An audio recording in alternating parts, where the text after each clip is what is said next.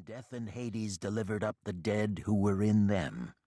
And they were judged, each one according to his works. Then death and Hades were cast into the lake of fire. This is the second death. And anyone not found written in the book of life was cast into the lake of fire.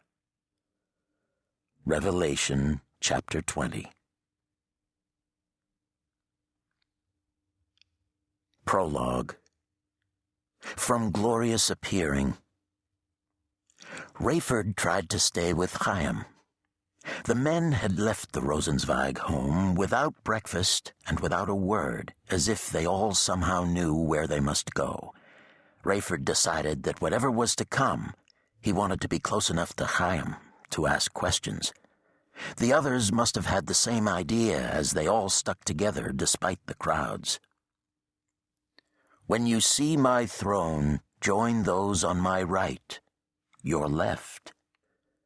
The words of Jesus were more than impressed on Rayford's heart. He had actually heard them. He moved to his left without question, and as waves of people moved both directions, suddenly the view before Rayford became clear.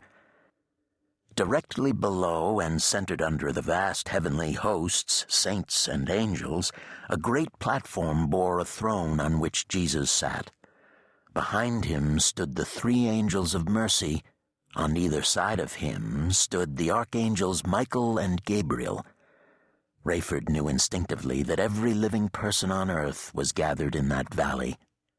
Chaim explained, 500 million or more were raptured 7 years ago.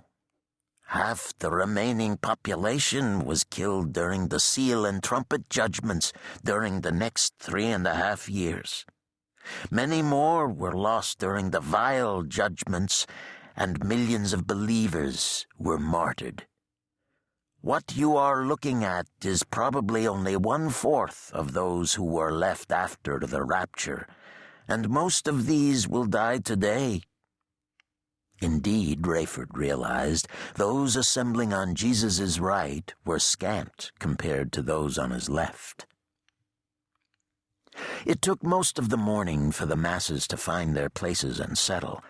To Rayford it appeared that those to Jesus' left were puzzled at best, frightened at worst.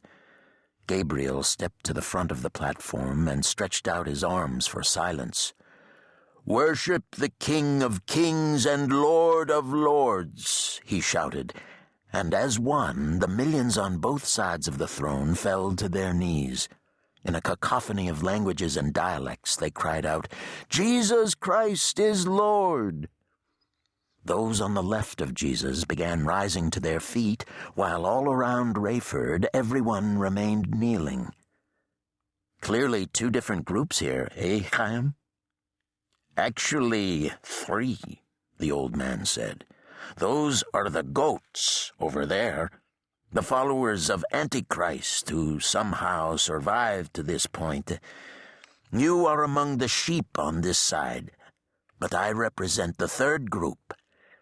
I am part of Jesus' brethren, the chosen people of God whom the sheep befriended. We are the Jews who will go into the millennium as believers because of people like you." Gabriel was gesturing that all should stand. When everyone was in place and quiet, he spoke in a loud voice. "John the Revelator wrote, 'I saw an altar, and underneath it all the souls of those who had been martyred for preaching the word of God and for being faithful in their witnessing. They called loudly to the Lord and said, "O sovereign, holy, and true, how long will it be before you judge the people of the earth for what they've done to us? When will you avenge our blood against those living on the earth?" White robes were given to each of them, and they were told to rest a little longer until their other brothers, fellow servants of Jesus, had been martyred on the earth and joined them. "People of the earth, hearken your ears to me. The time has been accomplished to avenge the blood of the martyrs against those living on the earth. For the Son of Man has come."